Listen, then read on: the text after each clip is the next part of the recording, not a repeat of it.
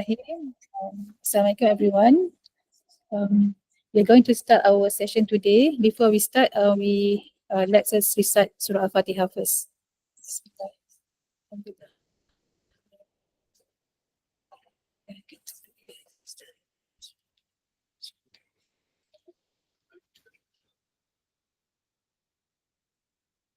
Assalamualaikum again and welcome and thank you for joining us today.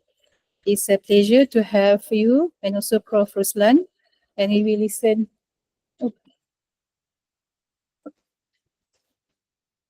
Testing, can you hear me? Okay. All right. Welcome and thank you for joining us today.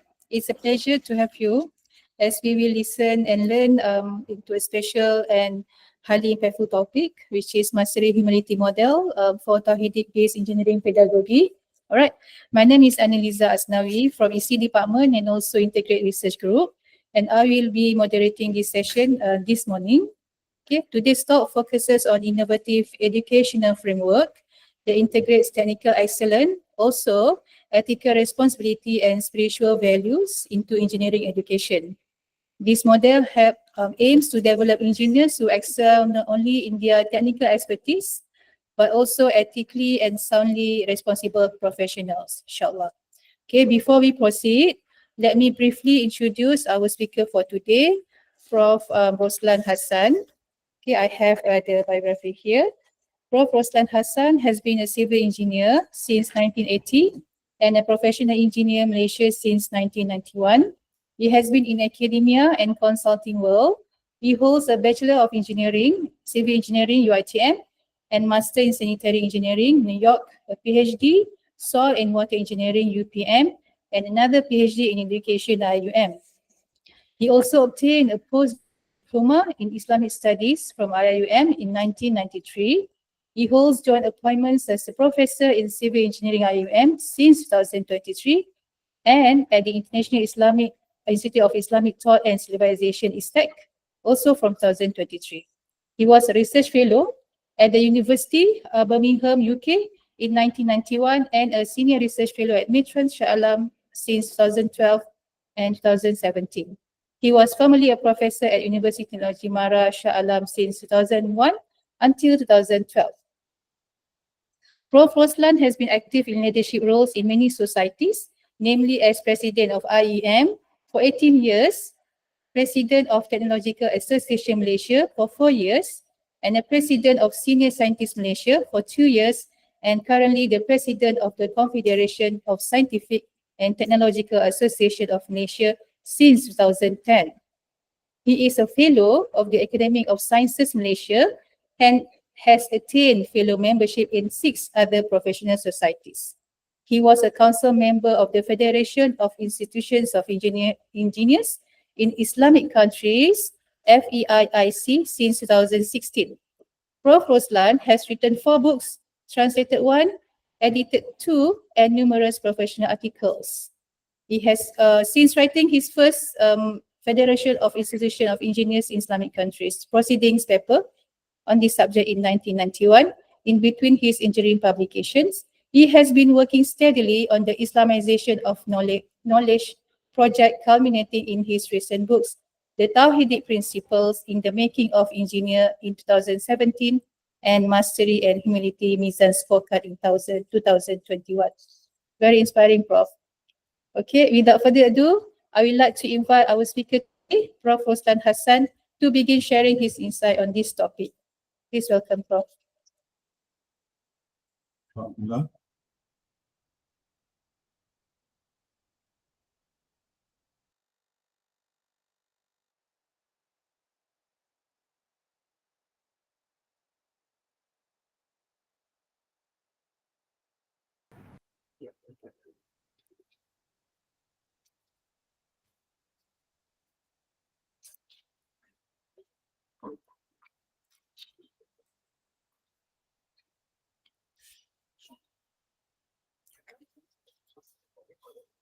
Thank you, Moderator, for your kind words.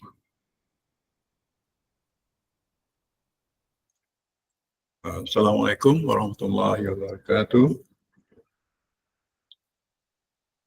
Nahmaduhu wa nasta'inuhu wa nastaghfiruhu wa na'udzu billahi min shururi anfusina wa min sayyiati a'malina man yahdihillahu fala mudilla lahu wa man yudlil fala hadiya lahu. Asyhadu an la ilaha illallah wa asyhadu anna Muhammadan abduhu wa rasuluh. Amma ba'd. First of all, I wish to thank those who are present here and those who are in the online. Let me first of all recite the Surah Al-Mulk, the first 4 verses. Bismillahirrahmanirrahim.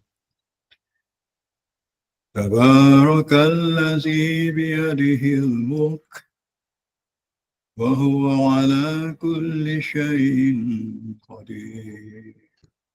الذي خلق الموت والحياة ليبلوكم أيكم أحسن عملا وهو العزيز الغفور. الذي خلق السبع سماوات طباقا ما ترى في خلق الرحمن من تفاوت فارجع البصر هل ترى من فتور ثم ارجع البصر كرتين ينقلب إليك بصر خاسئا وهو حسير. صدق الله العظيم.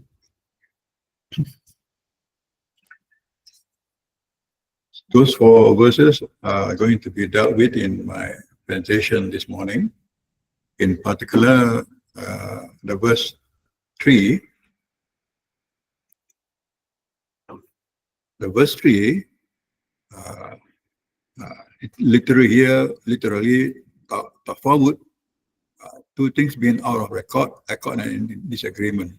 So the divine words mean you will not see any indiscipline, any disorder and discordance anywhere in the universe. There is nothing disjointed and out of proportion in this world created by Allah. All its parts are well connected and in perfect harmony and coordination. It goes from there. The word futur means a crack, rift, fissure, or a thing being split and broken. The verse means to say that the whole universe is so closely knit and everything in it, from a particle on this earth to the large galaxies, so well connected and coherent that the continuity of the system of the universe seems to break nowhere, however hard one may try to probe and investigate. So this verse will actually form the underlying of my model with regard to the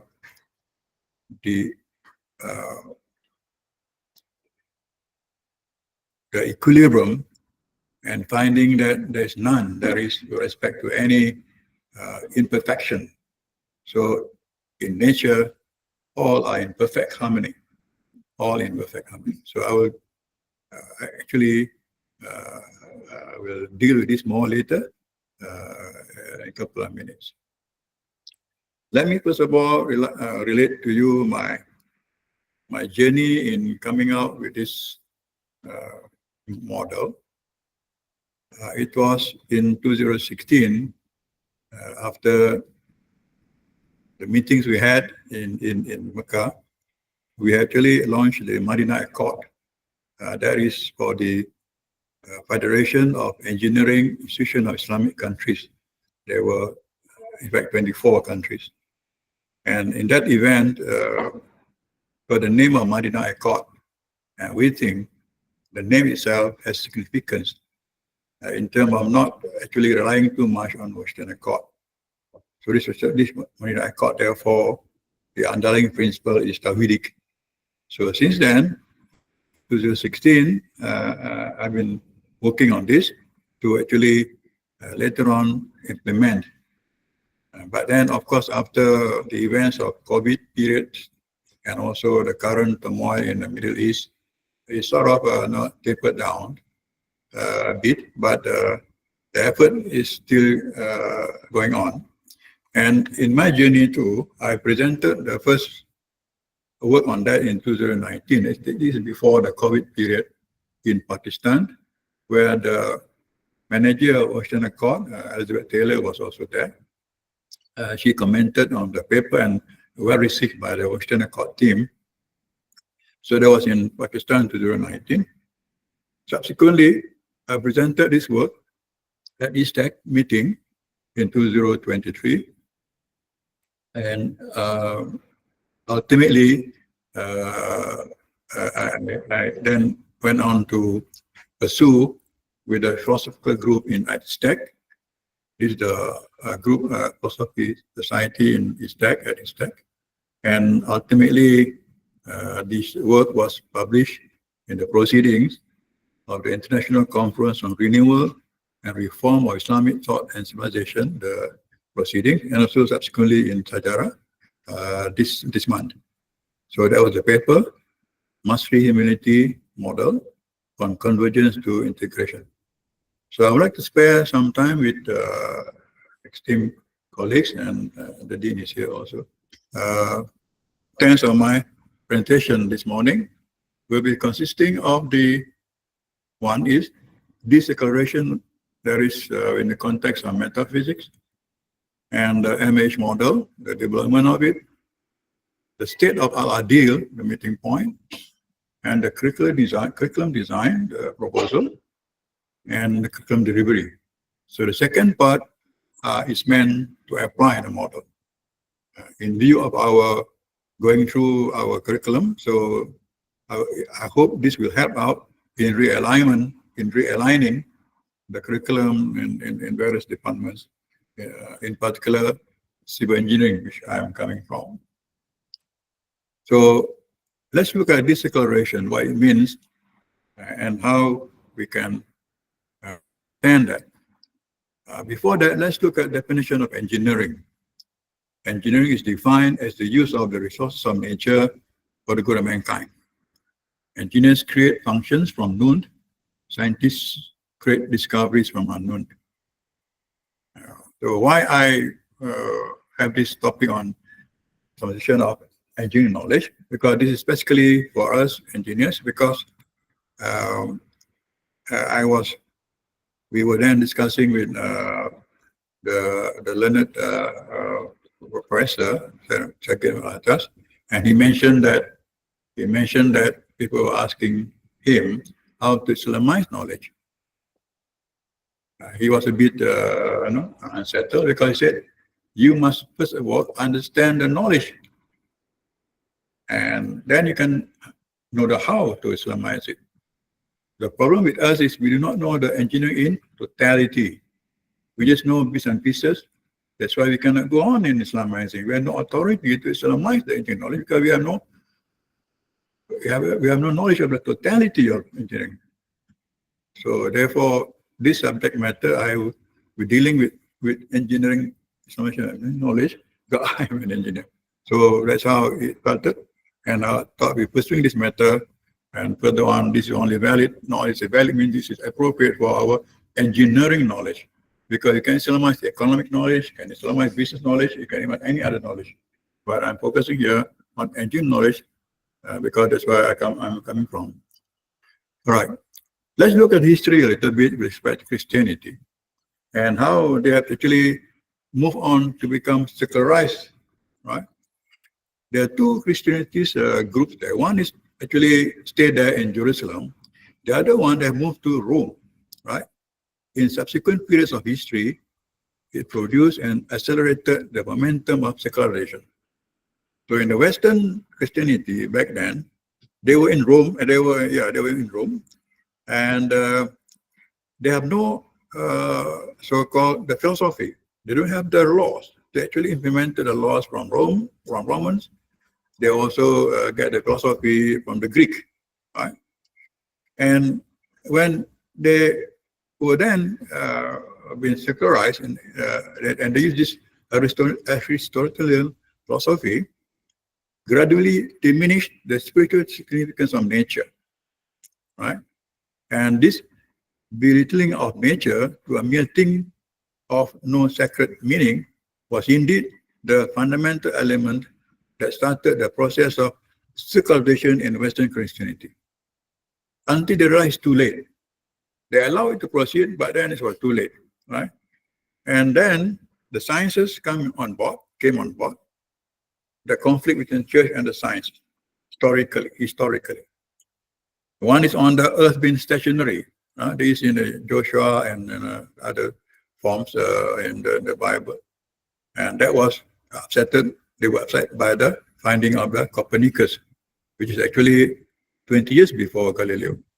The second one was the finding from the nature about the earth, right? So James Asher wrote on the earth was created about 6,000 years ago. That was also a mistake. That was also an error.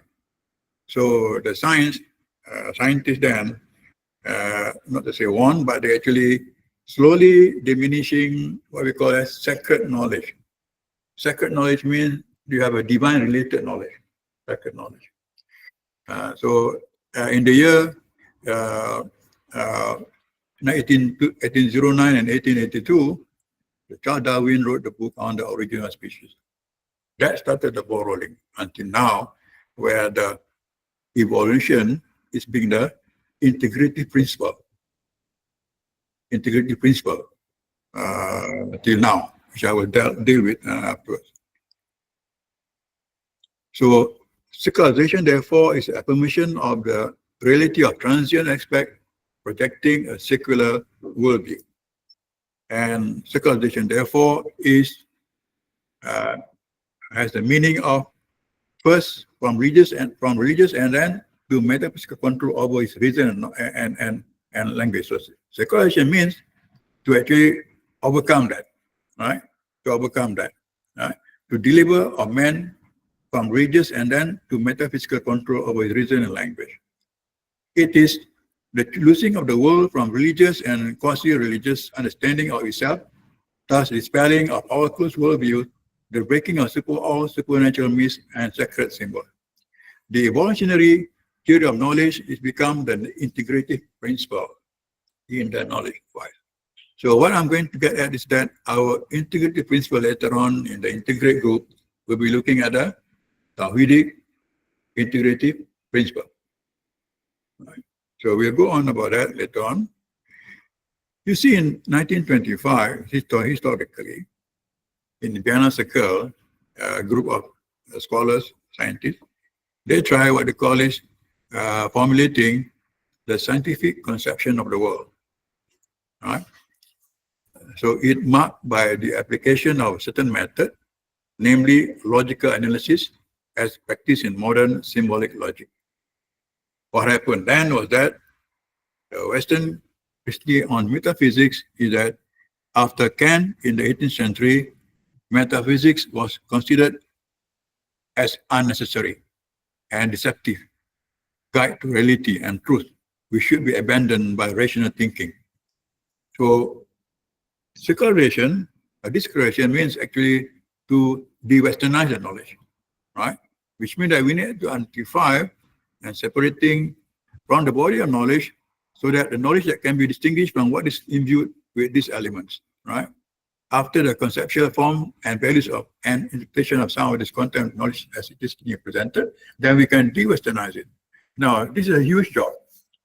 To really look at the elements in the literature, in knowledge, in books, we find it's not easy. But there's some books which can clearly identify this evolutionary thinking, like this book, Ecological Engineering, on page 19, mentioned there about the Darwinian evolution. So it mentioned something about that. And continue in the paragraph 2 also about Darwinian evolution. In some books, they are clear on the evolution. Some books are not so clear. So it is tough to actually identify how to actually differentiate between this, right? So that is why there's a need to actually press on this issue to actually identify which is which. All right. Stephen Hawking is one of the scientists as well, talking about the God is not the answer to modern science, right? And he explained about the scientists have become the bearers of the torch of discoveries in our quest for knowledge, right? Scientists now, especially physicists, because they actually learn about nature, they seem to be have the upper hand.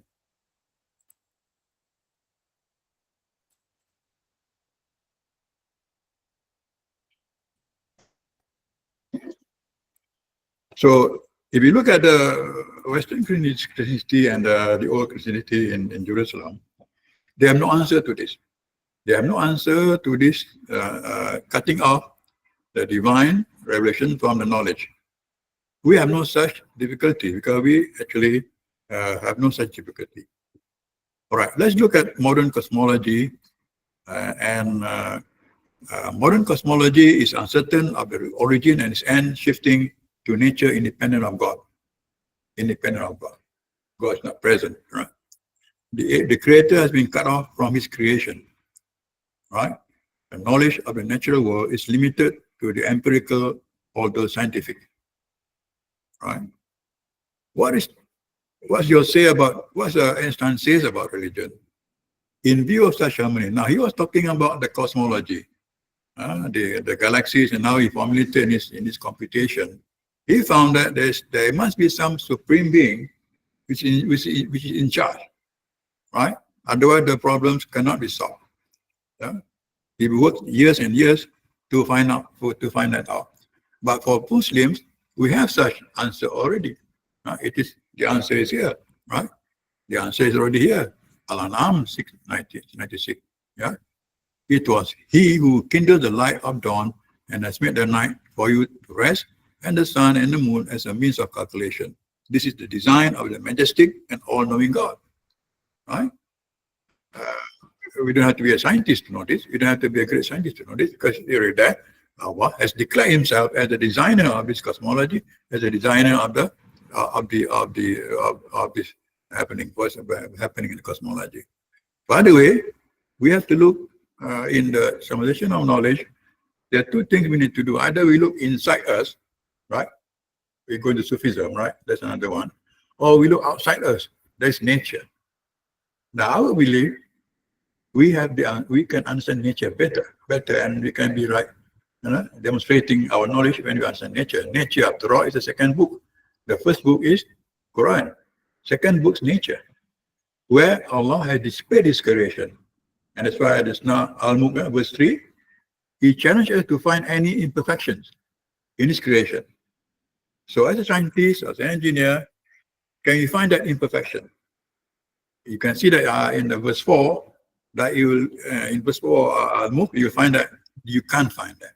You get tired in searching for the default in His design. All right. In the Islamic world, there are three views of science. One is the science as a servant of God. Secondly, the epistemic view of science. Thirdly, in the sacred versus the secular. Right? There are three groups and school of thoughts here. The school of thoughts.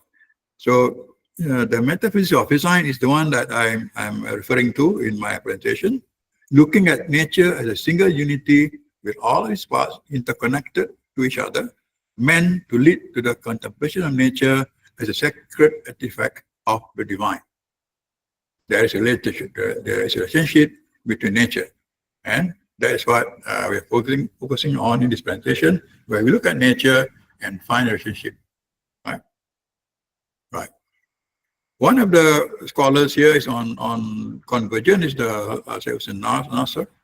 He was talking about the merging between authentic spirituality and sacred science. Right? Sacred science. Sacred science here means the divine. Science that is already divinely based on divine revelation. Right? How to go about that? Right? So it was days and months I was looking at it, how we make sure that we actually can converge between the sacred science. What is sacred science? So if you search all the in the literature, you can find that, because it's going to be too time consuming. In fact, there's no such answer at the moment. What is he meant by sacred science and how can implement that. So, but as an engineer, we have ways of doing it, which I will explain, and how we go around it. Right.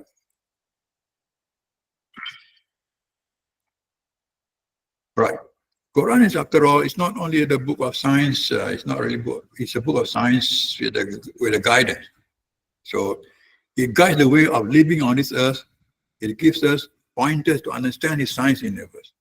So as engineers, we have to look at the pointers, what he has given us, what the pointers are given, and are we ready to understand these points, right? Quran has been accurate in many matters of science, and this before man's ability to verify until today. Therefore, in the matters of metaphysics, we cannot prove or disprove scientifically. Is it not possible for such a source to be accurate as well? So it's a thought-provoking statement here, right? We don't understand things now because we can measure. That doesn't mean that we can measure that's not true, right? So that is cosmology is all about. The cosmology is actually the bridging between pure metaphysics and the particular sciences, and science organically related to the metaphysical knowledge of Tawhid when science is conceptually integrated into the later time knowledge. So again, we look at nature, right? I was saying just now, if you want to Islamize, either we look internally, looking at the Sufism approach, or we look at nature as the way to Islamize our engineering knowledge. So we look at nature, per se, look at the galaxies here, right? According to the physicist Alan Turing, 100 billion galaxies, each with 100 billion stars, right? This is galaxies. And solar system, the solar system, right? We got 8 planets there. You notice the Earth is there. And then we look at just the configuration between the Sun, Earth, and the Moon. They are rotating. The previous 2 slides show you there is this huge number of galaxies, all of them, without exception, rotating anti-clockwise. Anti-clockwise, right? There is harmony. There's harmony in the whole movement of this planet. Therefore, this is what we call as GSD. What's GSD? God self-disclosure. God self-disclosure, according to the scholar, cheating. This is God self-disclosure. His creation, right? It proved from the verse 3 just now, 3 and 4 of Al-Mulk, right? There's no defect. Otherwise, they will call it collision between the planets, right? Collision between the planets. To such an extent, if you look at linguistically, right, the word orbit itself, right? In the statement like you hear, Al-Anbiya 21-3, and it's he who created the night and the day and the sun and the moon, all bodies in an orbit and are swimming, right? Fully people like Bahur, right? And the three words there, can see it is also orbiting around the word yeah. So even linguistically, it shows how perfect this words are telling about the orbit, and also in the Surah Yasin as well. When talking about orbit there, وَكُلِّ فِي فَلَكٍ يَسْبَحُونَ وَكُلِّ فِي فَلَكٍ just now, there you can see how it is also even linguistically. So you look at therefore the relationship between the science and divine. Just now it's a carrot. Just now it is synchronized version, it is carrot version. You look at theory metaphysics, right? The creation according to the proper measure, proportion of everything, and regular functioning of the universe clearly show that it is the work of one or powerful creator, right? And also, secondly, the precise and certainty in the movement of all spiritual bodies, orbital motion without fail.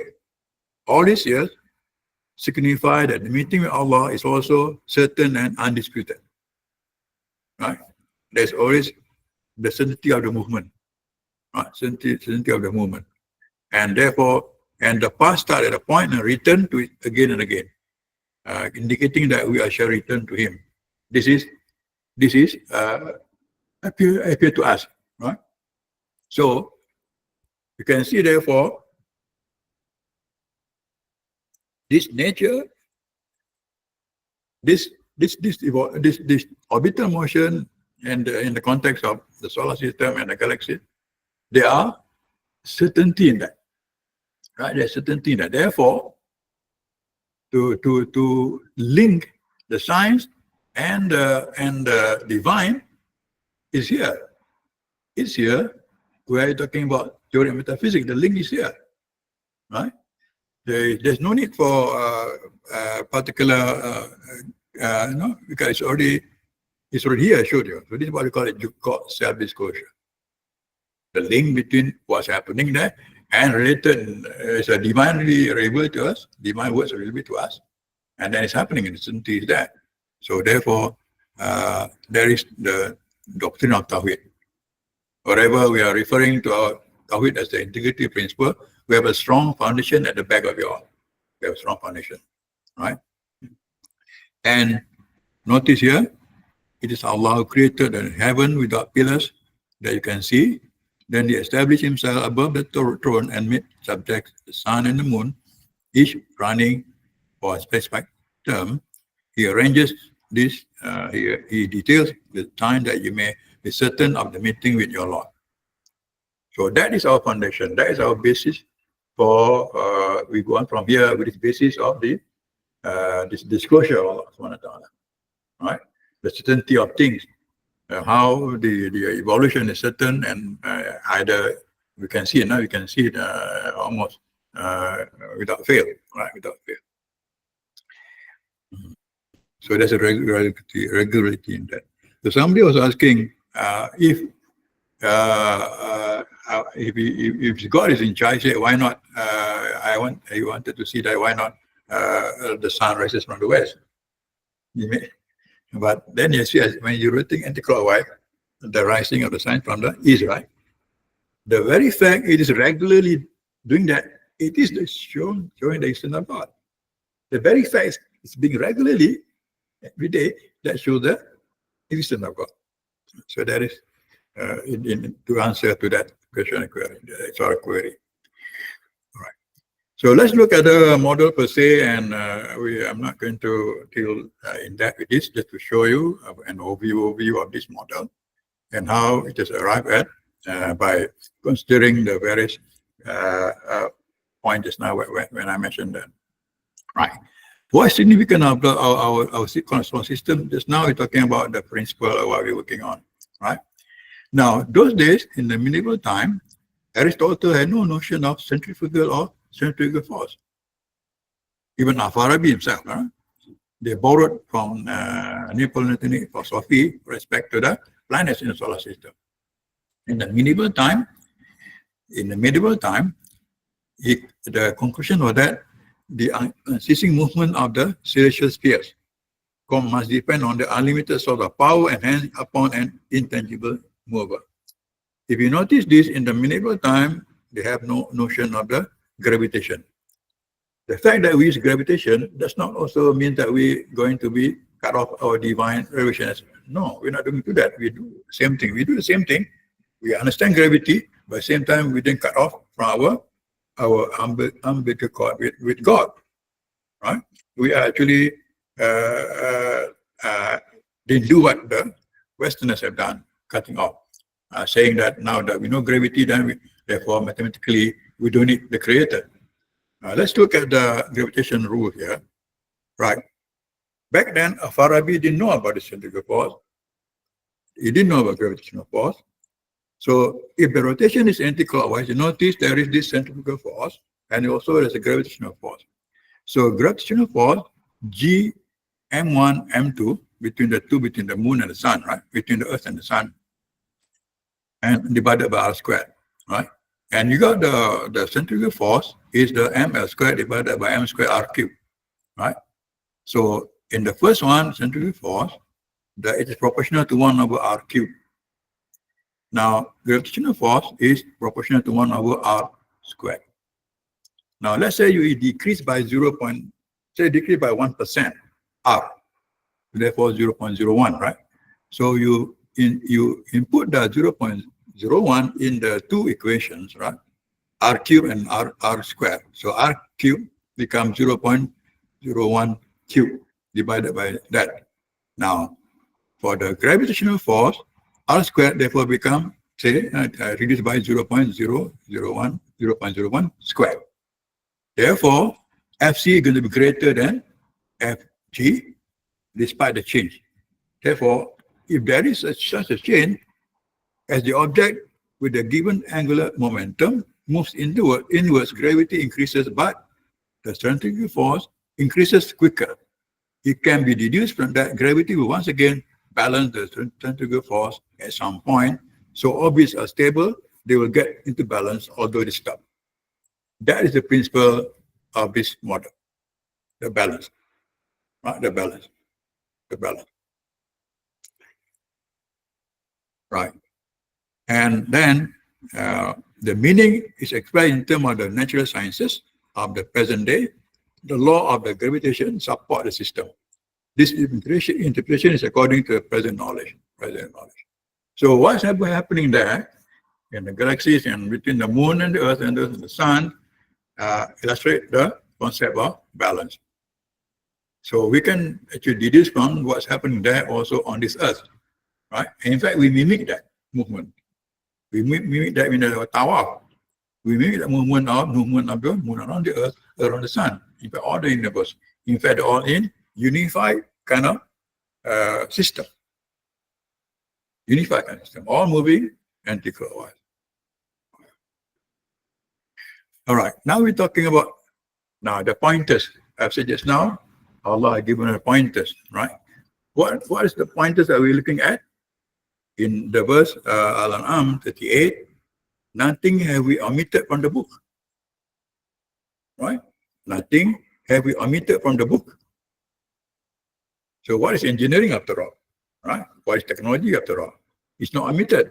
But we see the point, but we don't know how to actually understand the point fully. Right?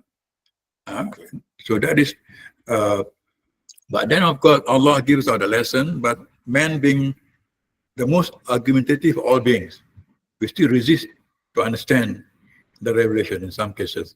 We don't really see the impact of the revelation in our field, in our knowledge, for example. We still skeptical, right? So just now I showed you what been written, been utilized all this while. You notice when talking about technology, they will say, well, we don't need to do that anymore. Technology after all is technology, right? We've been doing that for years until at some point you've been cut off totally. What is left with us is only the salat and the fasting and the going to Hajj. The Islamic values per self is not internalized. It's not really, in so-called practice.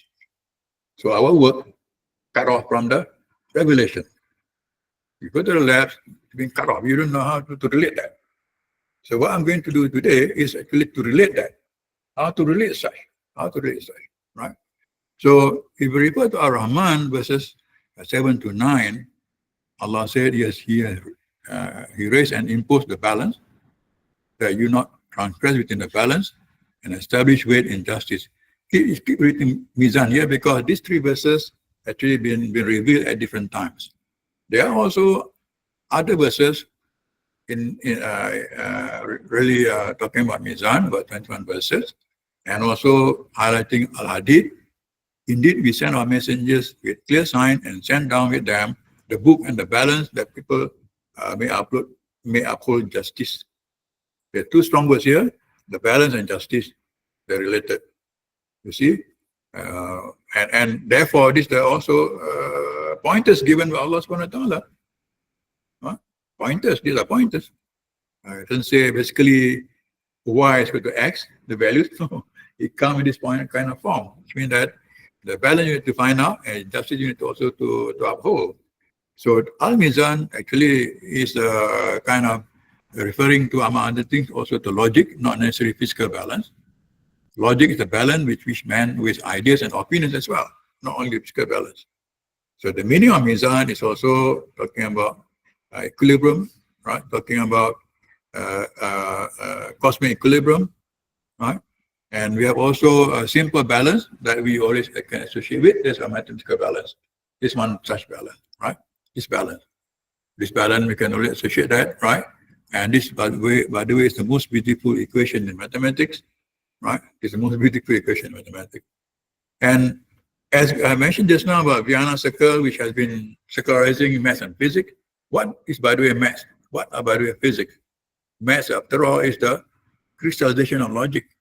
Crystallization of logic, right? And ideas proven by mathematics are the most proven thing by definition. Numbers, no entity, just abstract. Transition of mathematics as theorem proving subject, for example, in Pythagoras theorem. That's mathematics. It's more of a not entity, just abstract, right? Physics, after all, is logic applied to the real world. So real world seems to obey mathematical logical rule, right? Physicists' task is to discover what those rules are in nature. Mathematicians do not mind whether the rules are relevant or not in nature as long as they are logically consistent. Therefore, we can see when studying nature just now, we said it's either it got to be like real world affecting actually the mathematical rule. The world seems to obey mathematical rule, but devoid of the divine revelation, divine in the form of sacred science. Now, let's look at, therefore, the when maths and science, physics in particular, were actually introduced, they actually took from the Islamic contribution. In fact, the book they translated, they all actually, in the earlier part before they actually introduced to the Latin, they all have the philosophy, they have all the Tawhidic values inside. Of course, then they don't really wanted that. So by the time they became as part of physics and maths today, they've all been cleansed off of the divine revelation. So it's a task, therefore, to bring back those revealed or the words in the physics now, more so in engineering now, right? So therefore, let's do again the equilibrium. The equilibrium. So we don't want to cut off this revelation from our physics and from our understanding of engineering. It says here, and the earth were spread on their mountain, firm and immovable, and produced therein all kinds of things in development. Yeah? So in Arabic, it's like, وَالْأَرْضَ مَدَدْنَاهَا وَأَلْقَيْنَا فِيهَا وَسِيَارًا وَأَنبَتْنَا مِنْ كُلِّ شَيْءٍ مَوْزُونٍ. The due balance. The due balance, you can think of many ways where things can be balanced, right? Allah says also in this verse, talking about how the row of mountains to mobilize the earth's crust, to stabilize the earth's crust. Yeah, this is mentioned, and now the mountains there in verse 21-31, we place firmly embedded mountains, so it will not move under them. That's again real words, and that again the relationship with science. And rain on measured amount, rain with measured amounts. You notice that in this verse, we send water in measured amounts from the sky, by which we bring a dead land back to life. That's how you too will be graced. In verse 43:11. Do you know that in 1 second, 60 million tons of water evaporates from the earth, amounting to 513 trillion tons in 1 year? It equals to the amount of rain that falls on earth in a year. Even rain also in balance, right? Even rain. And so this is really worse and true enough in scientific findings. These are some of the few verses which you can see that there is therefore the divine revelation in our sciences. Right.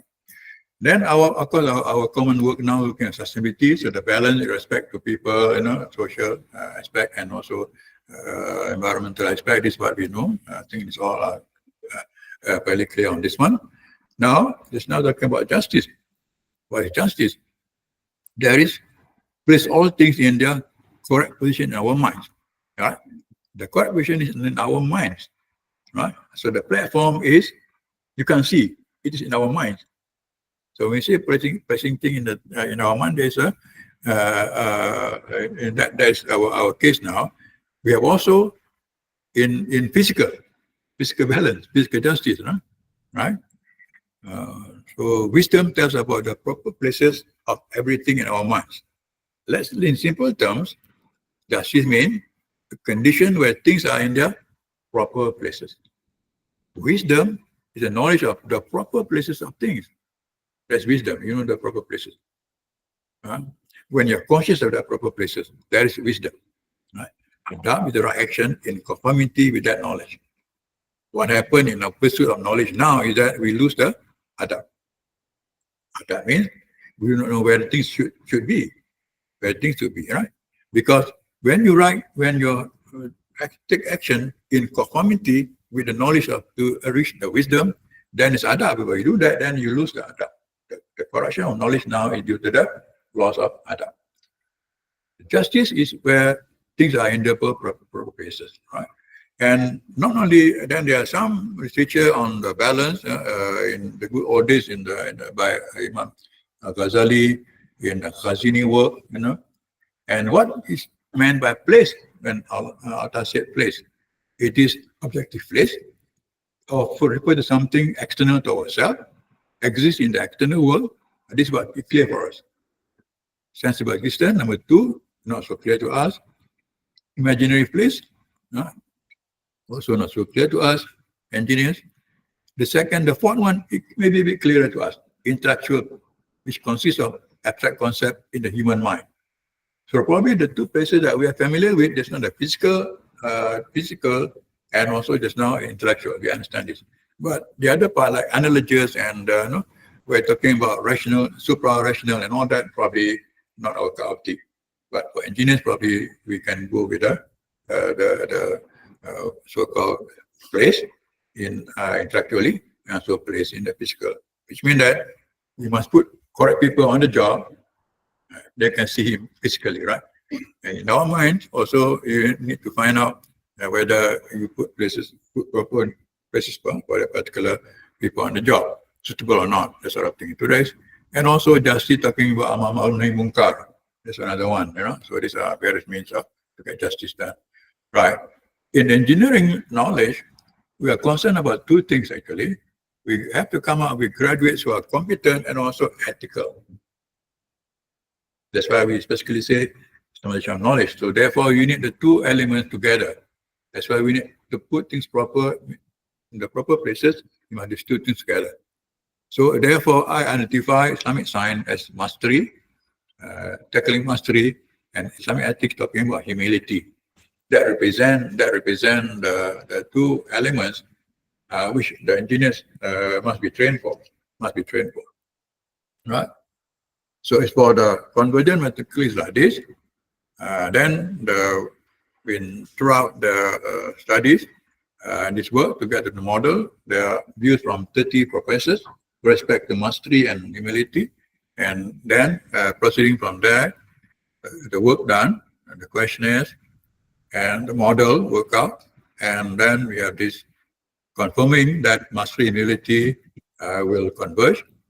And the last, instead of Adl, the meeting point.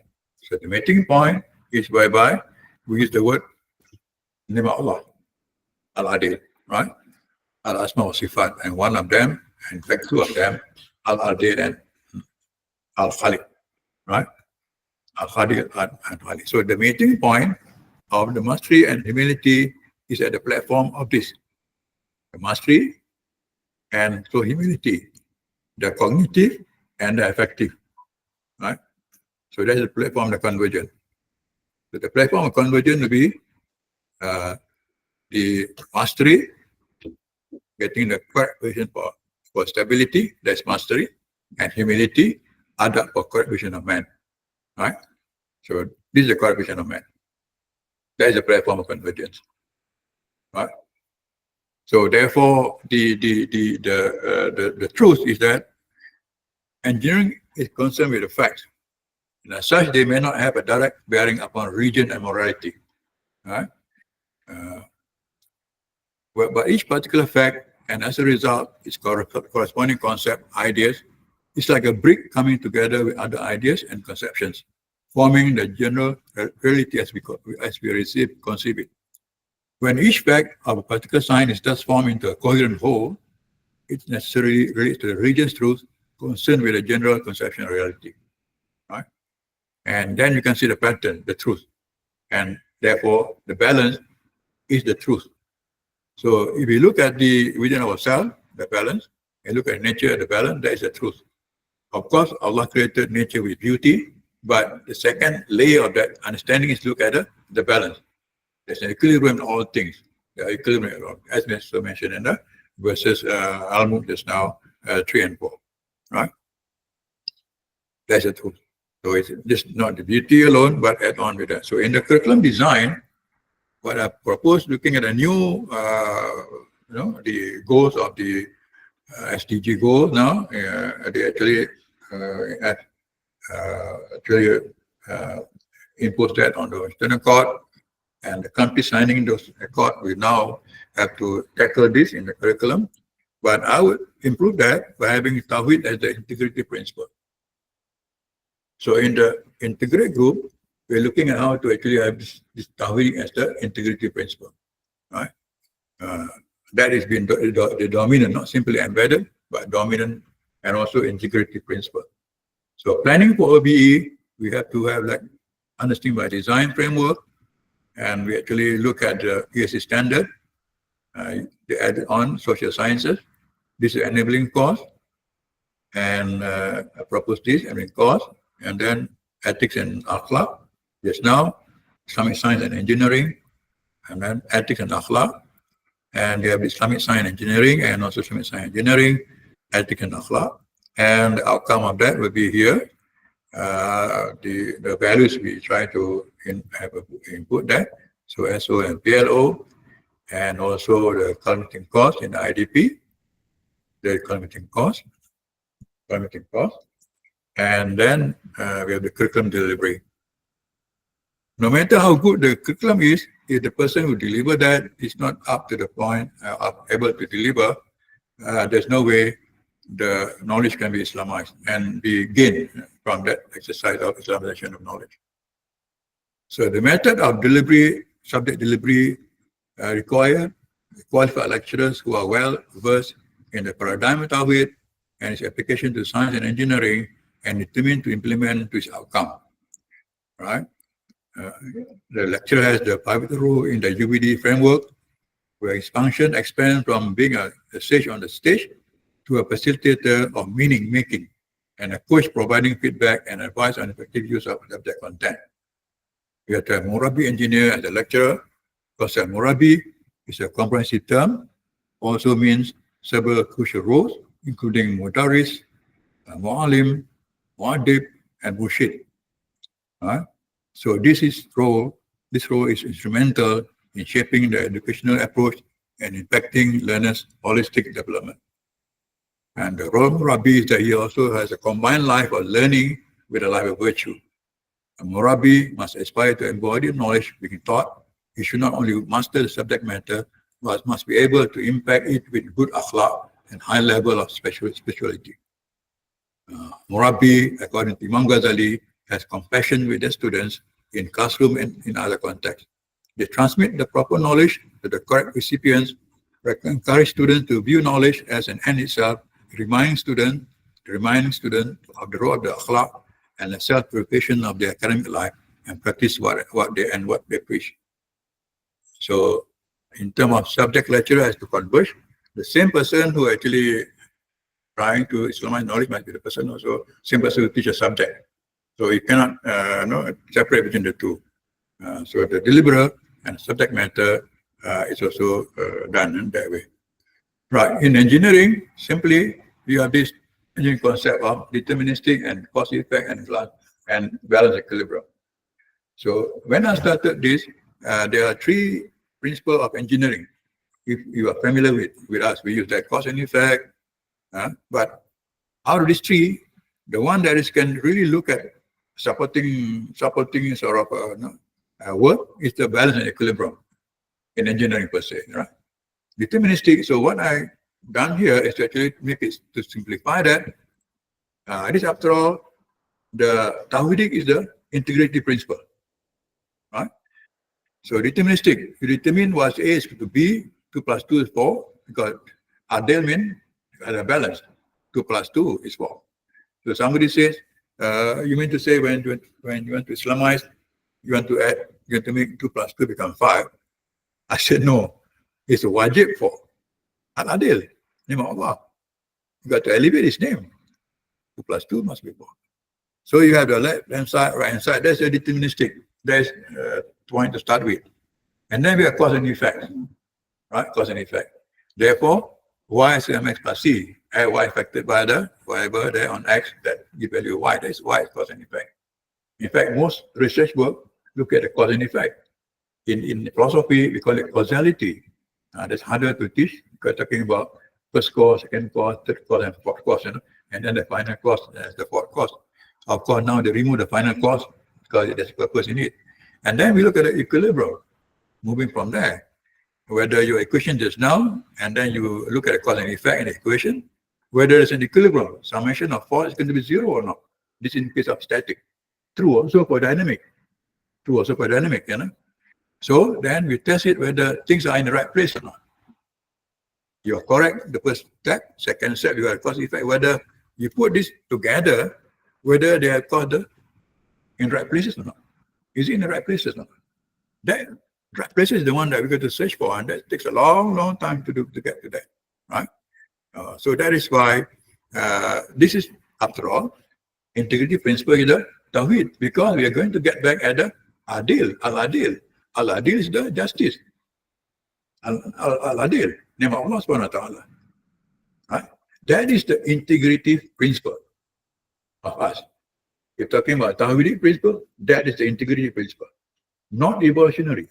The one we are doing now is evolutionary. Evolutionary principle is that change. There must be change. It's all linear. Integrity principle of the Tawhidic, there is cycling. You got to go back, you know. Inna lillahi wa inna ilaihi raji'un, right? We have to go back. There is cycling. So, a different manner with respect to evolutionary principle. We don't realize that as an engineer. When you look at our textbook, we don't realize this. In between the lines, there are statements there that reflect the evolutionary, that reflect the Darwinian approach. Because we simply say we didn't want to deal with it. Because that's why we are easy being technologists. But you realize technologies also require scientific principles. And scientific principles have their values and their worldviews. So the worldviews of scientists in the Western world that we try to deal with now is devoid of the divine guidance.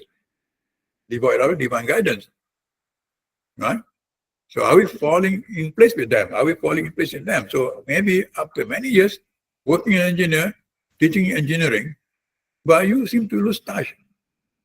You seem to lose touch. You actually, along the way, you lose the meaning of what you are on this earth. And the sad thing is that you're not sensitive of it anymore. You can desensitize, and that is, that's what's happening in most people. People don't care less. They're successful, that's it. So they lost the meaning of life, and that is violating the Al-Mulk verses 1 and 2. Allah has created us, right, and then we die, and then we come back, and then they look at who among us has the best amal. That is the meaning of our life. So we lose 30 years of teaching, engineering, and yet you're not closer to him. That's a tragedy, right? The fact that when we look for nature is to be closer to him. In fact, those days when we want to teach mathematics, they even have salat first before they teach mathematics, before they taught mathematics. That's how close they are, right? So we are not closer to him. And the sad thing is we don't care. We don't care whether closer to him or not. We just do our salah, find it out, become ritual. But in our teaching of subject matter, we lose touch, right? Become simply a job, And there is something that is, I believe, we need to realign our case here to really find out where our things can actually elevate his name. There are 99 names of Allah subhanahu wa ta'ala. Only one is I'm possessing here. There is the Al-Adl. That's good enough for us because we are engineers after all. All right, an example of that is that we do here in civil engineering. After all, civil engineering actually is the started engineering. After civil engineering and the rest, if you look at the philosophy of engineering and also the history of engineering, civil engineering is dividing between army, the army engineering sort of warfare, and then civilians. And then after civil engineering, that's why we have mechanical, electrical after that. So that's how the engineers, engineering fields been evolution in engineering. Now, this simple example showing the static, talking about the loads on the beam, and then we do that. So that's the first one, which is actually looking at this one, y to mx plus c, or the previous one a is equal to b, and then we do that with the y to the second one, y to mx plus c. We got that second one, and then we place all the things in the beam, and you notice that we put things in the right places. This is justice, putting things in the right places, right? You put the steel at the bottom because tension is there and there's strong tension, and we put concrete at the top because they are good in compression. So normally in our mathematics, I think those who are teaching mathematics know about that. We put at the end of the day QED, right? After we derive the wrong equation, we put in QED, right? Which is an abbreviation for the Latin phrase, that which was to be demonstrated. This was in mathematics. But now instead of doing that, just put ADL. That's another idea. Put ADL. Because that's Adl. Instead of QED, put ADL. So therefore, in that one, the last one is ADL. Right? That's my proposal. And then you notice, therefore, when you put things together, this is how it looks like. This is where the correct places of things. This justice. The truth is there, it doesn't collapse. When they're conscious of the putting things at the right places, they are having the wisdom. Right? So therefore we can relate, the divine, with the sciences. In our case, with engineering. Looking at the equilibrium, looking at the balance. Right? And I believe that this one can be placed at the CQI. That is after having gone through all the evaluation to see whether we have achieved MH or not, or master humility for our graduates. Look at this again and find out whether they pass or not in our evaluation.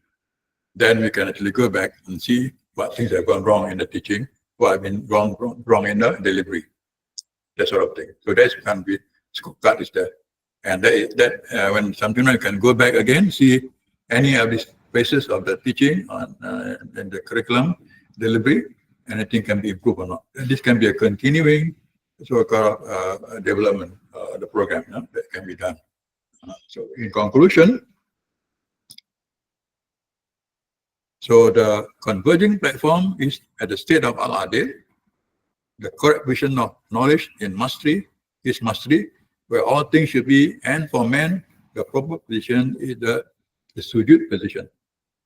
Science can be seen as a knowledge that studies the habits of God's creation, which have been formulated into a theory of law. It is a remembrance of God's activity, zikr, and not just a research activity looking for endless mysteries and unclear goals. The IOEK occurs when any theoretical development, formulation, derivation, and application are based on the governing concept of Bil-Mizan, balance or equilibrium, justice to the state of Al-Adl, and then Al-Khaliq. So that is the conclusion. And my references, my related publication on this, this topic was actually started back in 1991, and then there was a stop there, and then I continue with other works until now. Finally, I got the book Mastery in Humility, and this is my later work in the 3 books: Tawhid Principle and the Making of an Engineer, Mastery in Humility, and also Pedagogy in Engineering. So that I believe what I think I want to share very much with you all, so that we can work together to hasten the IOEK for making sure our students are really well prepared for the real world. Jazakallah khairan wa billahi taufiq wa hidayah. Assalamualaikum warahmatullahi wabarakatuh.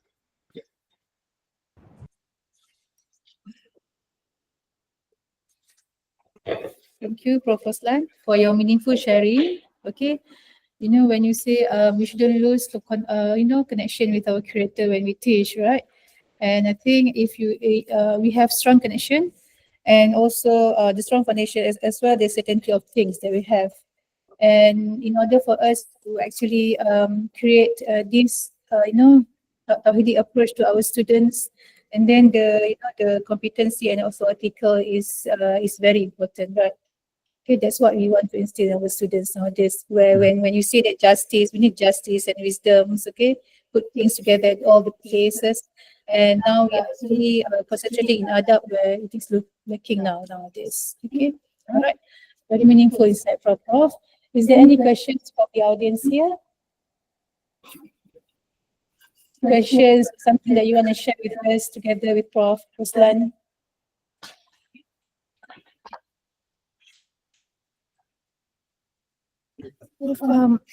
Prof, if I may ask before they ask, you have any questions? Before they ask, I was wondering what kind of strategies that we can have to actually apply this model to our students. Of course, first we need to have Murabbi for this, right? The correct lecturers, the correct Murabbi to actually implement this model. So how actually teaching methods that is effective. We look at again about ethics, teaching that ethics.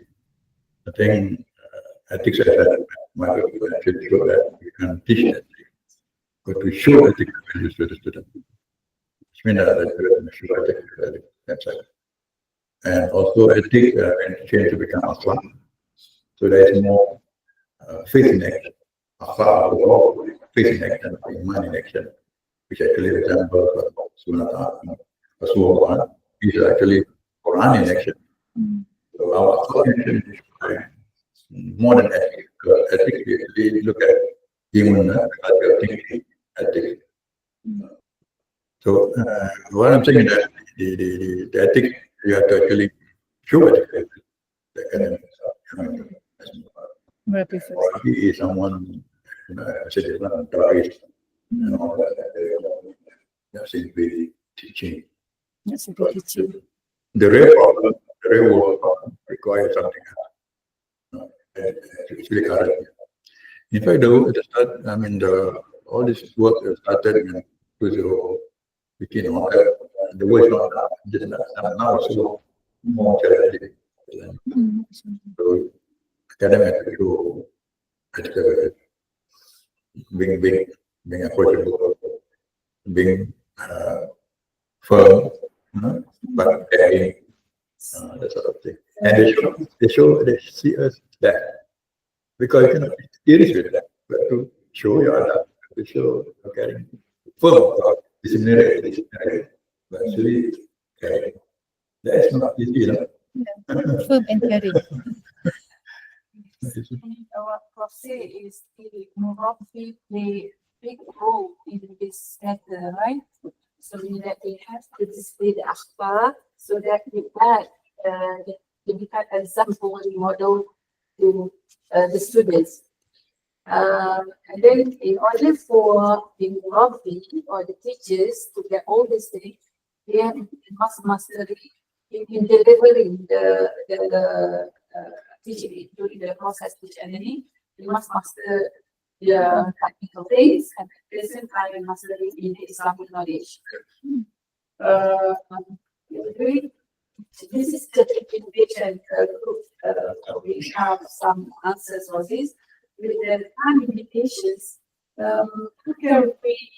we have some proper training, some proper ways to help our Murabbi, our staff, in mastering the technical things and at the same time have the embedded with not embedded, we have mastering Islamic knowledge, so that it is not easy to master the things, whereas the things are also in our place. So what are our action for that? And it's very clear to Thank you. When I say they call this putting things in the right places, you reach the mastery level of competence.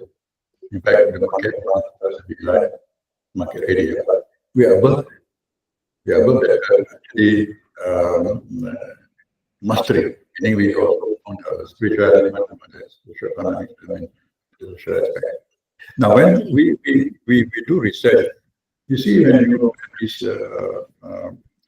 at this convergence between effective and cognitive, that convergence is the platform of them converging.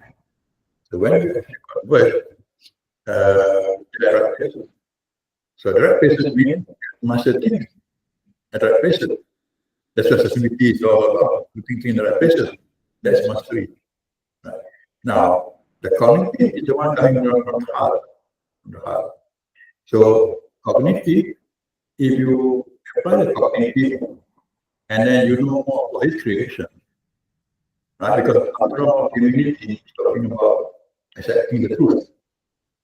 Tawadu and truth. So you find the truth, then you become more humble because your humility now is being sort of improved. You know better than the truth. The truth is not seeking values, it's the truth. You must defend the truth, find the truth, right? That truth that's motive. That will happen in our community. That's why the integration, when we talk about integration, we are devoid of that. Integration we mean here is the Tawhidic integrated value. Because the more you know, the more you love God. The more you convince He is God. No, that's why most people make the mistake of cut and paste. That's why if you just simply citing verses, it's not going to be there because it doesn't go to the other level, down there. What I'm saying just now about Sufism and all that, that's that level we should be looking Islamization. But then for us to go to Islamization is good internally. We go externally. We go look at nature. The more you search, the more you find the truth. Therefore, you become more. In terms of humility, you become sujud. I mean, you sujud better. Understand? You understand now. That is in the minds. It's not. So nature tells us about this, and then we actually inculcate it in our mind. The proper places in our minds. When you say, can you show me an equation? Somebody asked me, when instrument, can you show me an equation? How to equation? Can you instrument that way? No, that is supposed to be in the mind. You know what I mean? But it's not very formulated kind of view. The nearest you can formulate is this one. This balance equilibrium is the nearest way out to understand that, this equilibrium. Because that is what we achieve in our labs, in our teaching. That's the equilibriums are the truth. And that is, we can do that. That's nearest to understanding this sort of between affective and cognitive. We teach cognitive without teaching the affective. We teach them maths, devoid of orders and divine. So it is heartless. I mean, after mathematics are all entities. You can have two cars, two bananas, right? But then physics, of course, we follow in nature. We experience physics. But we go beyond that. Physics in our context is something else to know the truth. And what is the truth? That equilibrium. That name of Allah, one of them. There are 99 names. There's 97 names to go. So that sort of thing, the truth. When we do, we improve ourselves is by trying to search for truth, and there's no end. The such work. Because you want to have to more and deeper and closer to Him. What I wish for is that the student, when they graduate, they really have a center, and they look at the building or the bridges or the mechanism system they actually built, and they see, hey, there is connection, there's equilibrium, and there is Al-Adl. That's the name of Allah. So we elevate the name of Allah, and I wish to see him. He's doing his sujud in the studio, in the design room, knowing that because it comes from his heart. That's what we miss out. We only look at the westernized version, heartless, not heartless. You don't have that connection because they have lost that. In fact, Christianity has given up. We shouldn't give up because they haven't proved us wrong. They haven't proved Quran is wrong. Whatever Quran say about science is all correct. Whatever not proved, because we don't have the instrument to measure that. That's our weakness. So again, for us to improve as Murabi, is to find the truth. And then at every step of the way, we feel more humble, become as a servant of Allah. And that is we should aspire to. So when we do something, we become closer to Him. That's why the purpose of knowledge of Allah. Those days, and in fact, in the Christian days, before they become this westernized version of Western Christianity and Rome and all that, like Boyles, like Kepler, they study science to be closer to God. They got that. And then as slowly they become secularized, they sort of being when they're competing with church and they're lost, the church lost, and then they're given up. We shouldn't give up. And new knowledge coming out every day. Every day, the new knowledge coming out. And we shouldn't stop with civilization. Every step of the way, we got to de-secularize, got to come back, got to relate back. That coming back is when the clear is all about. To ask for his forgiveness, to ask for his, to lead us to that way, become clear. What we have done, we are given all the faculties, but we don't use that. We don't use it in the right direction. We haven't that. And that is our mistake.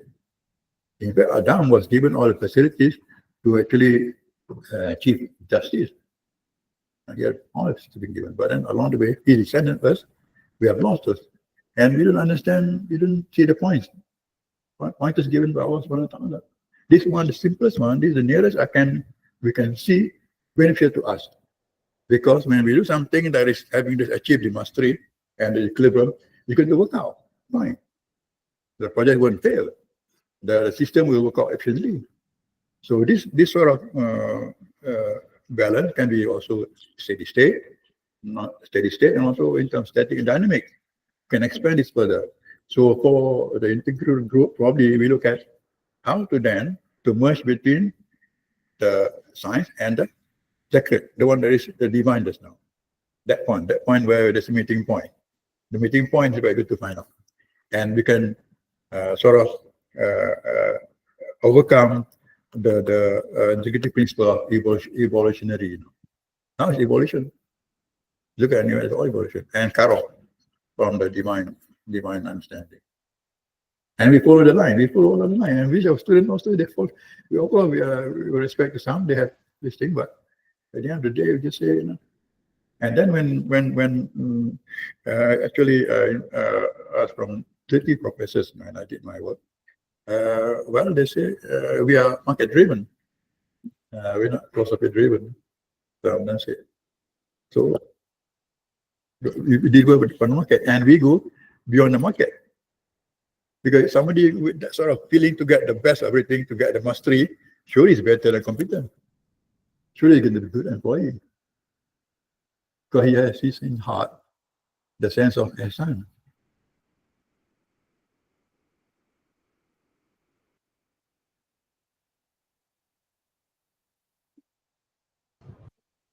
More question? Just the approach, what the person what we have in engineering says. We have the technical courses, so we have Kuliya courses and Islamic courses. So it is just we are trying to reinforce the students, like bringing up ethics to offer it to the Islamic courses, like Islamic ethics, this kind of thing. So this is for me as such. It looks like it is not getting integrated. Actually, we are trying to integrate, but these two are like you are adding water with the oil. These two are two separate things. So these two doesn't get mixed up. Like Allah says, so it gets imbibed inside you, complete that the greatness of Allah should come inside you, the knowledge. But actually, it is separated. Like I think first you are giving example of civil engineering, you know better. So it is like difference between the alloy and the composite structures. Composite structures, if these two elements are different fibers in the matrix, they are always, they never mix up with each other. But they stand as a, finally it gives a strength for the structure, full structure. But they never mix inside each other. But the alloy is the one which goes inside each one which you cannot separate at all. There's milk and water. So that is the way the student should become through the knowledge that, as you say, the humility, the Adl, everything comes, the humility comes, the Adl comes. The mastery has to bring the humility. The mastery has to come. The mastery is how we can bring the greatness of Allah subhanahu wa ta'ala inside the heart of the people. That is the mastery. Like Allah subhanahu wa ta'ala, all the equity, everything is goes on the sunnatullah. Sunnatullah is the one which goes as that one. So having two different set of courses and trying to bring inside as a lecturer, when we teach using the Western model books, so because the church and the state has been separated, and now you have a book which has been devoid of Allah. There is no, I want at least not Allah, at least the word God there, no. It is completely devoid of the God, the Creator. So a student after my class, he goes up carrying the greatness of Newton or Copernicus or Kepler. He never carries the greatness of Allah subhanahu wa ta'ala from that class. Because we value in the end everything with that equation, it is the equation, whatever it is, we stand with the name, like Newton's law. He never say it is Allah's law. He never teach in the class, this is Allah's first law, Allah's second law. He say Newton's first law, Newton's second law. So he's going to go, so as a Western, he's a more modern thinker, even if he thinks, so this Westerners are the one who are Allah's. That is the way we have made it. Our curriculum is because the books are totally devoid. And but the lecturer cannot relate that this is the basis from Allah subhanahu wa ta'ala, because when the Western people, they separated the church and the state, they cannot bring it into the class Allah. That's the problem. It is against that. So, but we people cannot do that. We have to bring it up to that state that this law has been printed in us. So that is missing. So when the course given by the whatever the Islamic courses given by the other kulliyas, I think this has nothing to do with Islam, but nothing to do with engineering. And engineering courses has nothing to do with Islam. So both are totally separated. It should be completely integrated. So every lecturer has to teach that, so that how I can take this knowledge with the greatness of Allah instead. Because engineering is such a knowledge Allah subhanahu wa ta'ala has given us as a great ni'mah for to really understand the greatness of Allah subhanahu wa ta'ala. So that is the, as you say, that is the mastery to come to that humility. So that greatness of Allah should be in mind instead of giving separate courses on Islam and other things. So how to integrate it in terms of books with Allah's name inside that, so that the student can relate directly. But this is from Allah, what I'm saying. This is not which is given by the Assembly. Okay, Prof, my question does not wrong. Prof, my question does not is not something like that. Okay. That how we can make, how can we train them to know both of the two things? When we say integrity principle, we do the same thing. You know what I mean? We are now with terms, we put Islam everywhere. Now we're talking about integrity principle. I mean, it is within it. We do the same thing. Like say we teach just now mathematics, y = mx plus c, right? But our leading ultimately is the Al-Adl. You see what I mean? You don't get it because it is like we do the same thing, but ultimately we're leading to that. Okay, today just teaching y = mx plus c, and tomorrow will be x summation of x is equal to 0. Ultimately, you're going to put things in the right places. That's Al-Adl, and that's where Allah, we don't spell out Allah there. We just do what Al-Adl. Because this is his attribute. We do the same thing, but then ultimately, they need the principle of Tawhid because we are actually getting to his Al-Adl. That's probably, that's what I'm trying to get at. We did the same thing. We are also an engineer, but we are Muslim engineer. We do the same thing. We do the concreting also. Muslim engineer do concreting, but our purpose ultimately is towards that Al-Adl, to get things correct in the correct positions of things. Our struggle is to find the correct position of things. But we do the same thing up to a certain level. Outside, we do the same thing. But the integral principle is Tawhid, ultimately I'm getting that. I'm getting to the right place of thing. And that right place of thing is Al-Adl, that's the name of Allah. We don't say, I'm going to get to Allah, no. We just say, before we get to which one, we're going to get to the putting things in the right places. And that is justice. We do the same thing. We don't do it differently. That's a key to integrating.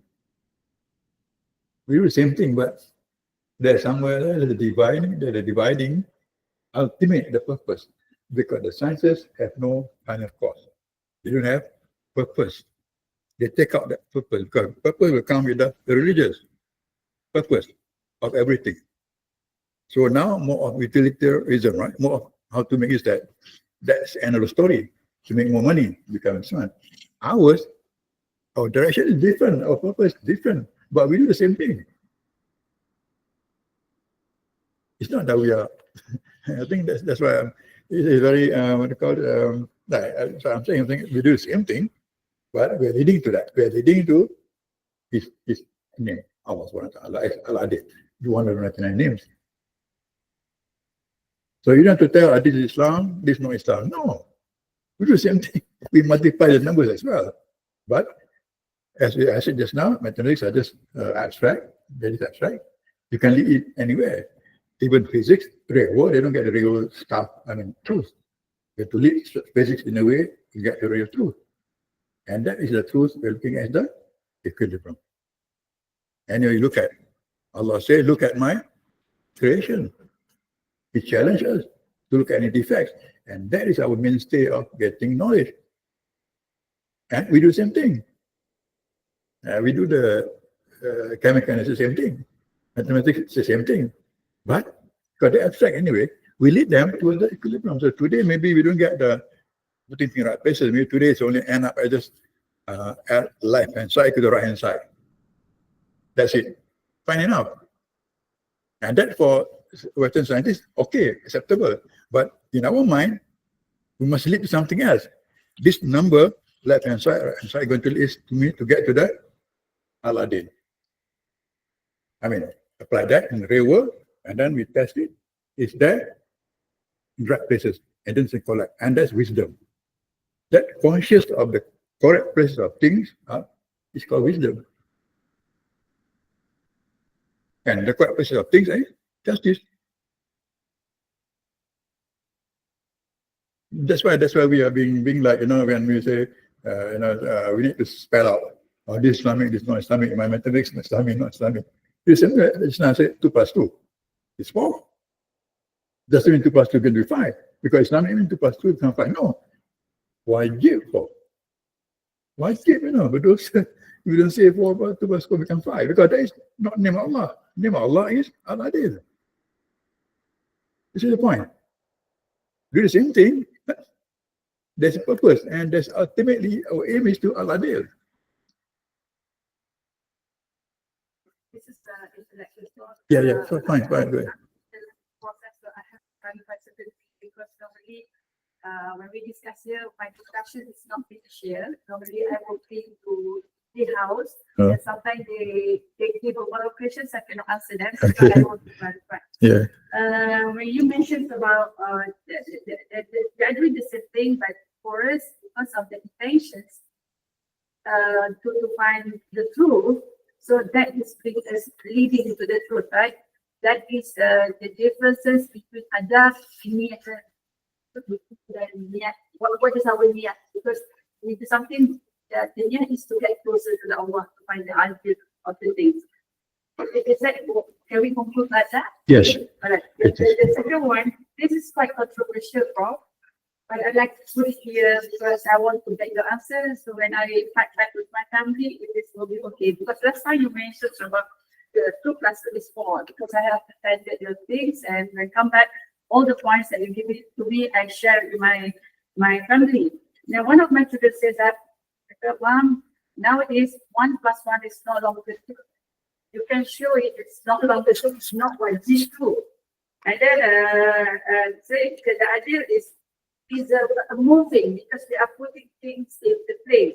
And my husband is saying that that's why ideal for when you get married for 4, ideally if the first one is very fat, they show the analogy, the metaphor, the process must be bigger than this one, which is a little bit slimmer. For example, we need the ideal putting in the places. So we need that the ideal is can be what we call it,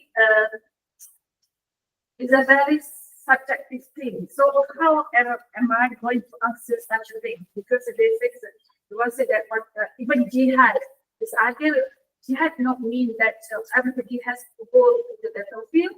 Or this is another point from my other student. They say that for the rich person, the jihad is where you can spend the money something like that. There are some hadiths that say that you have in the 3 things. For example, at those who are having parents is taking care of their parents, and then those are going to go to the battlefield. Meaning that is adil. Yeah. How can we answer to such a question? Because I feel like the correct places of things are not subject to us. No? Not subject to the human. Correct places of things are in the Quran. That's our guidance. So, and our philosophy is cyclic. It's not changes. Can say 1 + 1 change to no. That's another philosophy. Ours is have to be 1 + 1 have to be 2 because Allah, and we don't change that because it's Al-Adl. We have to stick with that because the reason when you put human aspect subjective, then there's a chaos. This must be orderly thing. In a quantum theory now, there is so much of the randomness. They already said that shows there is a firm hand holding this. Randomness, right? Randomness now, random, right? Random, there's no rules. But the word is in order.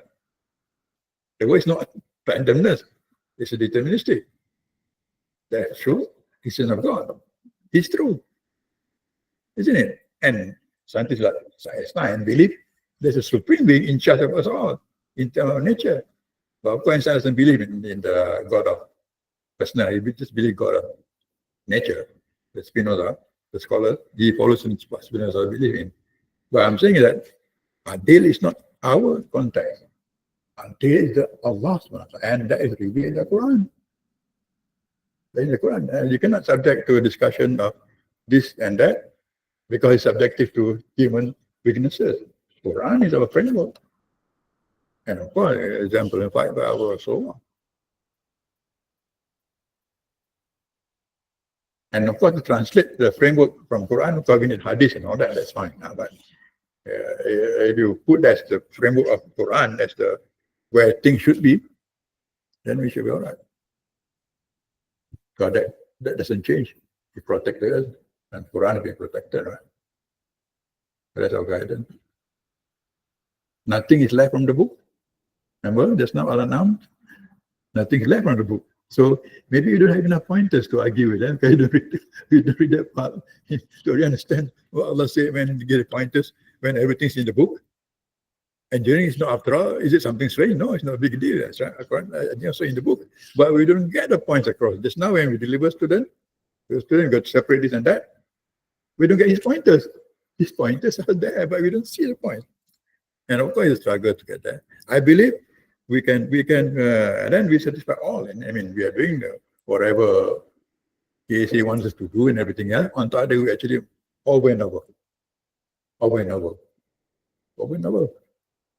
You have someone who's decent enough to actually design for the society, and that fits the new requirement of for the sciences, the DAC. We all fit there. And then when we were asked what the strength of the university, we couldn't answer. What's the university and makes the university different from the others? We couldn't answer. Whereas we are supposed to be, we are created international university in here or in Islamabad for the purpose of this, to actually make sure our IOEK is in place.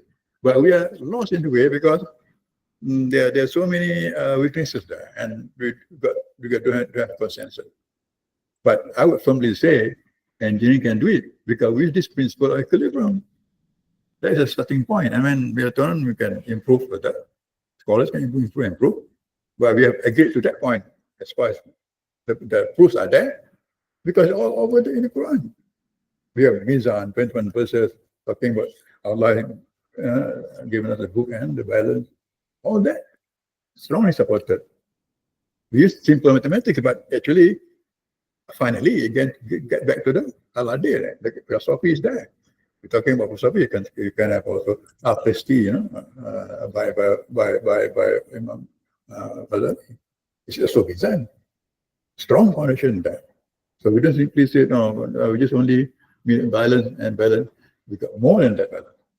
You can argue using balance, judgment, skill, right? Many more. Although engineering, but a lot more. So I would believe that engineering views can take the lead there in making it okay. And then now with there's a bit of, it's of slowing down a bit on the international sort of Islamisation with respect to engineering. I think this industry can take the lead. We must write. I think the group must actually come up with books. Maybe we work on the book, looking at the between physics. I mean, mechanical, electrical. I can have one in civil, where we look at that element, where the elements of the balance can be achieved, and we work towards that. And then there's more research on this integration of the the cognitive and the cognitive and affective, because that's where integration takes place. That's the phenomenon that takes place here in the mind. The more you know the truth, the more you have to be humble. That's the integration to take place. It's not cut and paste. And that's why now that's why now the evolutionary principle, and very well handled by the Western scientists, that we even most of us Muslims don't even believe there's a need to Islamize to that extent. That there's we call it civilizational error.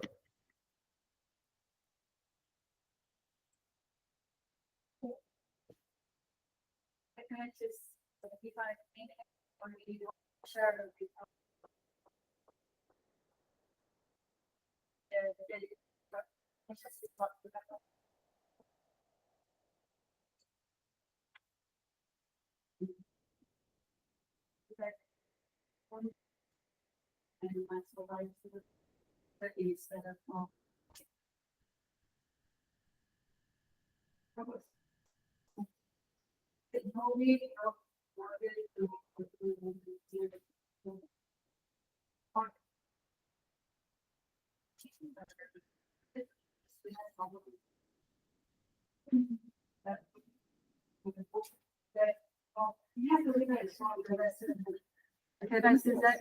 they not to revamp, that for example, if we have so we have to come up with our sites, then we can for our class because that is not moving, so that we can keep this sharing with you.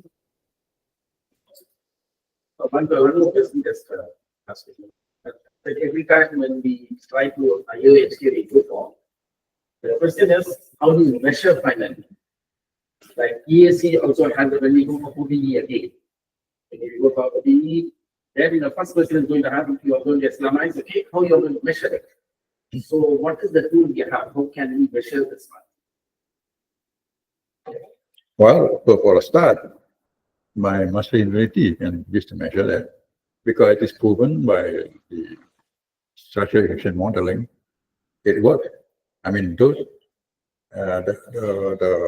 is rigorously looked at from how we effect of the Islamization, because when you Islamize a person, he must be having these two integrated as a whole. mastery and humility, which means that he's when Abu become Khalifa more than the usual engineer. We measure by means of there is a quantitative modeling to ensure that the one, let's say, two set of students, one who have done IDP, one who haven't done IDP. The one who have done IDP, they pass because they have the elements of mastery. The one who hasn't got, now not only the mastery aspect, the two of them converging because the way it's been asked is that you can see both are operating. So the humility, of course, the Islamic aspect, but cognitive, there must be also Islamic aspect because we're looking at that cognitive, looking at search for the equilibrium. That's also cognitive, and that's Islamic. We always say Islamic only the heart. No, after all, according to Ghazali, our heart is also thinking as a whole. As a qalbu, because of qalbu. What I'm saying is that people who ask that maybe they want to see something that is out of this world to measure. No, you can do that through the model. And there's a perfect fit. If you pass or fail, that's perfect fit. So if you pass, then there's a criteria about 7 parameters like that. You can measure that. So if they pass, they actually having this Islamized sort of person as an engineer. Because that's why my focus on the engineer aspect. The rest of the field, and also true for any professional fields. Professional any can be doctors, can be architect, those who have need the mastery and the ethics. Because we need to be professional, must be too competent and ethical. So what I'm then trying to get at is that Islam does not mean go into the heart, also the cognitive.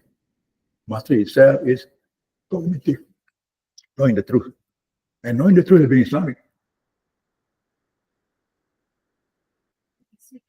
Or mastery comes together with the It's convergent. Convergent. Because the more you know the truth, the more you're having the humility. it's Supposed to be together. Has to be together, not independent of each other. And that's integration. And at the same phase, that same phase, then you can integrate. You cannot integrate different phases. So that's a two-step process. Converge, they must come together. And that platform where you get the convergence at the young, there become the convergence. And then only you can integrate. You cannot integrate without them coming together. So the coming together between mastery and humility is what it's all about. The coming together. So in our teaching just now, right? Coming from FX0 and all that, ultimately, that's coming together of that. See the coming together. And that is what we want. That's what Shakli is all about. We go back to our root. That is all our in equilibrium, all imperfection. Man make it imperfection. Man change everything. Man changes the environment. Those sort of things. Allah made it in perfect and harmony. That's what we can tell from the verse 1, 2, 3, 4 of our move. So, do you see like this model can be adapted to multicultural and multi-religious different environments? Do you see that? Oh yeah, we one of the master student of mine. We actually look at the Christian way of evaluating God. They change the God, they come back to the same. Kind of also that sort of can be about that. But ours is deep in sense that we don't just as we don't divide as it is now. We don't separate. Our qalbu, you look at Ghazali, qalbu is both the heart and the mind. Now, according to scientists, now even the heart is thinking on our behalf. Not here, the brain alone. The heart is thinking on our behalf. That's called this another session. I can discuss it. So that's another area where, but if you go deeper into that, then you can see normal engineer wouldn't be able to catch up with that. So that's why I don't dwell on that aspect. Because that's why we can dwell on nature. So nature is how tall is the for all of us to see, and we can verify. Of course, you can see the moon is rotating the earth, right? That you can see. And engineers will like that. Engineers do not like abstract. That's right.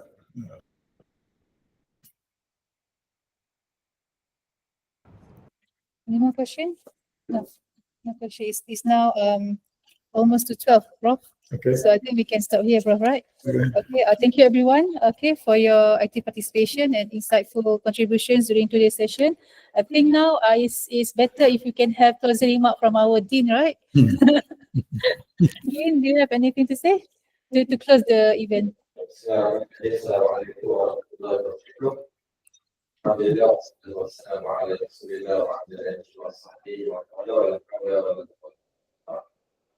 Thank you very much to the moderator of the session, Mr. Hassan. Thank you very much for training the model mastery and community, which I think if you ask the perspective of the Korean to support it, I think the issue would be the challenge we have to implement it. But I think for Ruslan, he has already case study where he spoke that mastery and he has chosen any integrated design project as a model example we study. So I can get that there are a few opinions, comments on that.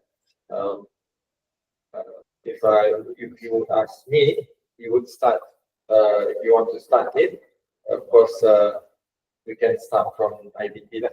Because the curriculum review is coming, so somehow we would want to prove it. He has proven it, of course. Prof has proven it, but maybe other people don't understand it clearly. So maybe they have to practice it. They have to go through it 1 semester or 2 semesters, and they will get it. So it's coming back, of course, to the Islamization of knowledge, IOEK, which is for me it's a never-ending process. Yeah, the akhirat, of course. Yeah, and you could see his slides where we were de-westernized, and we were de-westernized, where we separated this knowledge, divine knowledge, and what we acquired. So both must come in. Like I know that if I'm wrong, correct me, Prof. Convergence is where you unify and you merge the knowledge, and then integrate is where you fully coordinate or you interconnect the knowledge. So converging is much more higher than integrating. Integrating is interconnecting. It's just interconnecting, but when you have converging, you unify it to become one, and then that's where you find the purpose of life, and that's where you find the truth. So it is important for a human. For example, in Malay we call it Celik Minda. Celik Minda means your mind is conscious. Yeah? Celik Minda. So when you are Celik Minda, you know something. You have the knowledge. Then you also have the Celik Hati. Yeah? Your heart must be conscious, so that your life is terarah. You have direction. So both must be there, the Celik Minda and Celik Hati, so that you can become a balanced Muslim. So that's what we want in our course students. And it's a process, of course. I believe we can start slow. If not slow, we can start small. But then if we can see other people, not only from Ruslan, getting the idea, knows it from his heart, we want to also have other lecturers to replicate it. Because I know from Ruslan, of course, everyone is getting wiser. Everyone is going to retire in a few years. He also told me, so we need that message to be passed on. Because Islamization of knowledge is something, I think, if we can find some model. Is there any model in Malaysia that any university has done it before? So if we are able to do it, maybe in a small step, let's say starting from IDP or GD here, we can prove something that we are able to do it. And then from there, we can start second 2 steps, then 3 steps, 4 steps, and then we should continue it. Because this has been, debated for a long time. I think with Prof. Ruslan, with Prof. Asnawi, they are the champion of this Islamisation of knowledge. But as he said, I agree with Prof. Ruslan. In engineering, we have the means. We have the means to do it. It's just how we want to do it. So I would like to propose, from the Fulham's point of view, integrates IOEK and G need to come together, and we will discuss on this further. And let's start. As I'm proposing, we start from the case study which Professor has been doing in the book, which is IDP, and we can start training. So there's going to be a training of trainers for other lecturers, and let them blend it. So I would want to propose it to be the curriculum. Thank you very much for the Kula again, Professor, for the knowledge sharing. Assalamu alaikum warahmatullahi wabarakatuh.